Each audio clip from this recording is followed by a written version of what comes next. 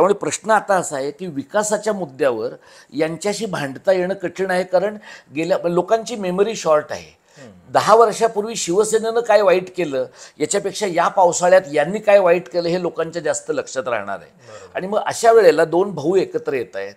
ते दोन भाऊ एकत्र येऊ नयेत म्हणून राज ठाकरेंच्या घरी गणपतीला जा, राज ठाकरेंच्या घरी भेटीला जा, उद्धव ठाकरेंना दमदाटी करा, हे सगळं करून झालं. पण तरी दोन भाऊ एकत्र येण्याची शक्यता दिसते. दोन भाऊ एकत्र येत आहेत तरीही मविया फुटते आहे असं दिसत नाहीये.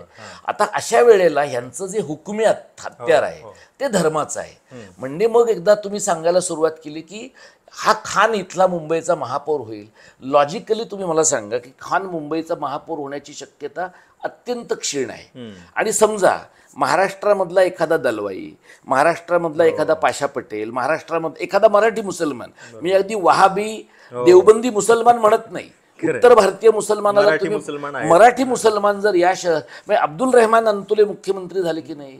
अब्दुल रहमान अंतुले हे कोकणातले होते, रोह्याचे होते. म्हणजे ते तितकेच मराठी आहेत जितके बाकीचे लोक मराठी आहेत, जितके तटकरे मराठी आहेत. त्यामुळे इथला मराठी मुसलमान जर मुंबई शहराचा महापौर झाला तर काय प्रॉब्लेम होईल?